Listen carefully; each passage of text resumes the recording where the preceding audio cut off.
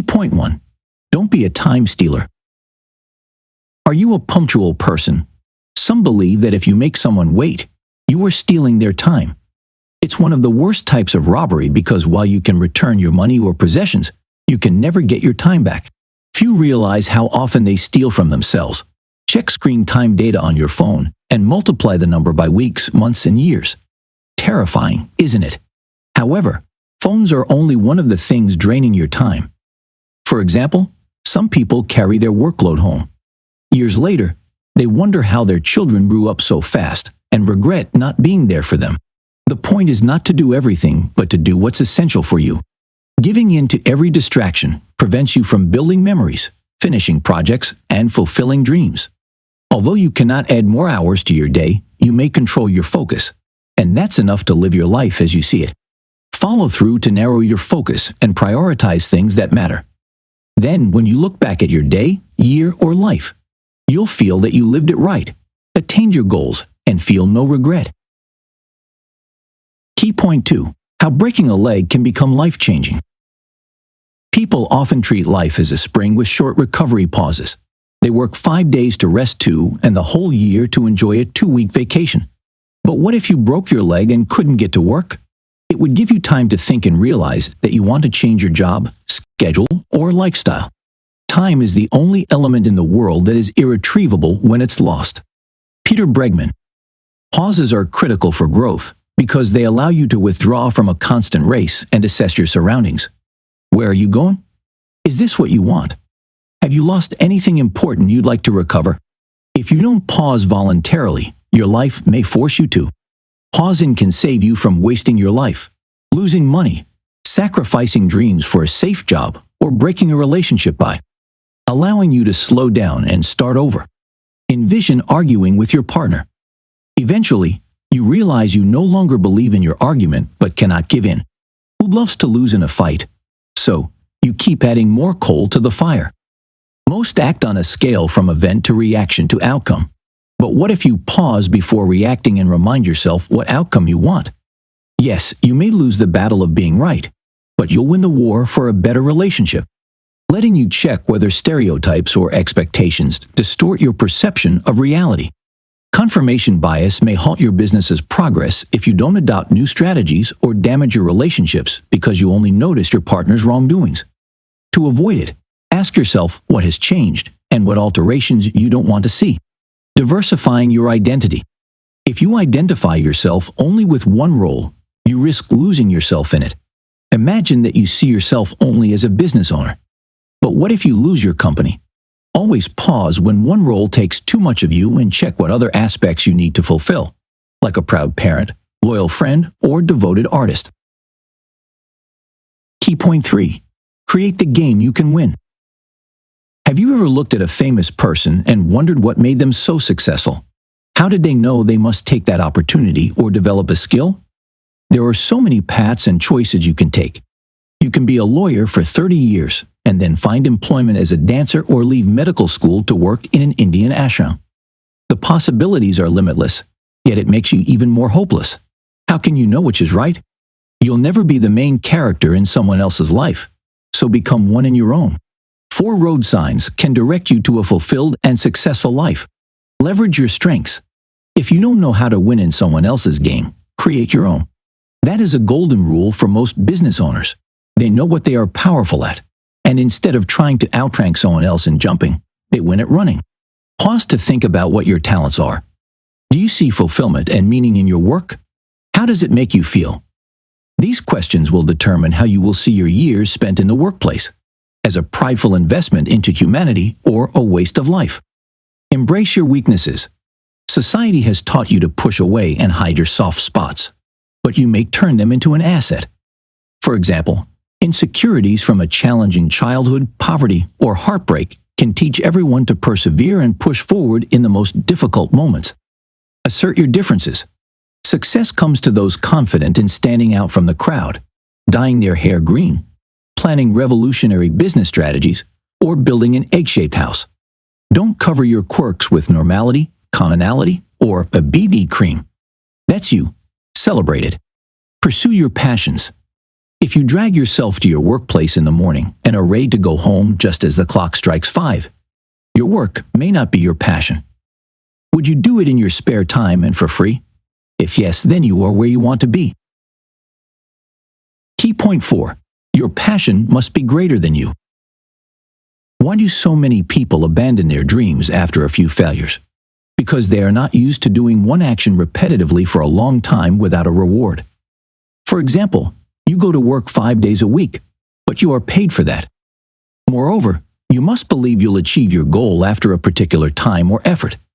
Envisioning a positive outcome may keep you going even after a rejection or failure. However, the most critical thing is that you genuinely invest in the process. You know it's your passion when you feel it's bigger than you. You have to do it even if you don't feel like it right now. Imagine if J.K. Rowling never finished Harry Potter because she had no time or lost her vigor after many rejections. We would never enjoy Harry's magical world. Success and mastery come with practice rather than time. Believing that success will come to you is a fairy tale created by those who fail and want others to go the same path. To win in the stadium, you must first fail 1,000,000 times in the gym. Similarly, before writing a bestseller, you must waste blocks of paper and hundreds of pens on lines no one will read. That's the payment for success. Malcolm Gladwell's research proves that 10,000 hours of practice will make everyone a master of their trade, be it running, music, or counseling. Therefore, something that takes so much of your time must be enjoyable. Now, write things you enjoy and which you don't. Does your job belong to them? If not, you spend 8 hours daily on something that won't take you where you want to go. What if you spend more years being a hairdresser or pharmacist only to realize that you love cooking? What a waste that would be. So ask yourself what matters and select 5 focus areas for this year. It's an optimal number you may achieve in this time. You may feel overwhelmed and give up if you add more than 5. Key point 5. Turn your days into building blocks of an outstanding life. Knowing what to invest in your year is critical to intelligent planning. The next focuses on making small daily steps that will become a significant leap in your life. Create a to-do list according to your 5 focus areas for the year. Avoid overdoing one and leaving nothing for the other. It's better to plan less and do more than plan 10 tasks and complete one. Make a list of things that make you unhappy or move you in the opposite direction. Maybe you can pay someone to do it for you or shorten the time you spend on it. Decide where and when you will do the tasks. The precise timing and place will ensure you'll complete your plans. Ensure you do the most critical tasks first, as it will give you satisfaction that you've done so much, and it's not noon yet. To get the right things done, choosing what to ignore is as important as choosing where to focus. Peter Bregman. Remember to add things that have less value at the end of the list. Then you know that you will fulfill these tasks and not worry about them in the first half of the day when more essential things demand your attention. 18 minutes of planning saves hours of procrastination. Now you may incorporate these processes into one 18-minute ritual. 1. Morning planning, 5 minutes. Write down your pool of activities and move them into time slots before you start your working day. 2. Hourly focus, 1 minute. Check how productively you spent the previous hour. Where are you on your schedule? Intend to spend the next one as productively as possible. Set an alarm so you don't miss an opportunity to assess your progress. 3. Evening reflection, 5 minutes. Reflect on your day by answering these questions. Did everything go according to your plan? If not, why? What were the principal challenges and what have you learned from them? What can you do differently tomorrow? Key point 6. What did they lie about? Planning is excellent but worthless without action. Imagine you scheduled 2 hours on a project. Still, when the time comes, you are eating, cleaning the apartment, or exercising instead of working, thus sabotaging your progress and ruining your plan. Your will is limited. Don't waste it on tasks you can complete differently. Starting is always the most challenging part. You procrastinate and then blame a lack of motivation for it. However, it is only one way to reach a goal. Other factors can help you at work. Transform your environment to make your work pleasurable. It's scientifically proven that if you eat from big plates, you'll eat more.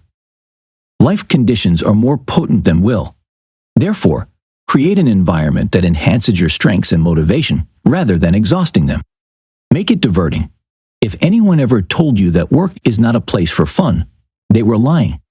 Making your tasks fascinating will decide whether it will become a productive routine or a stressful daily challenge. Envision creating a presentation for a weekly meeting. You know that very few will listen to you. But what if you turn it into a competition with prizes? Gamification helps to make mundane tasks enjoyable.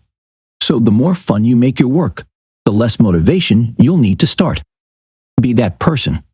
When a conversation in your head gets louder because you must do something, but you feel tired, unwilling, or unmotivated, ask yourself, am I that kind of person who?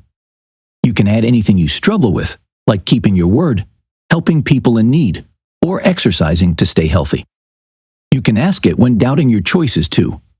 Are you the person who sacrifices family time to scroll your Instagram, risks their life because of talking on the phone while driving, or spends over 2,000 hours a year on a job they despise? Answering these questions will direct you with each small and big decision. Did you know? According to a December 2023 Forbes Health article, only 1% of people keep their New Year's resolutions for a whole year. Conclusion. You can try multiple techniques and methods to improve your life. However, the most effective is the one that sticks with you. Avoid getting overexcited because too many new changes will overwhelm you. When you invest in one habit, the others add up automatically. Then, step by step, you'll build a purposeful life with joy and perseverance. Try this. Write a list of essential things that need more of your time. Practice a digital detox at least once a week. Note all the experiences you want to have this year. It may involve life changes, adventures, and connections, like taking a cold shower every day for a week, feeding a squirrel, or taking a dance class with your partner. Take photos.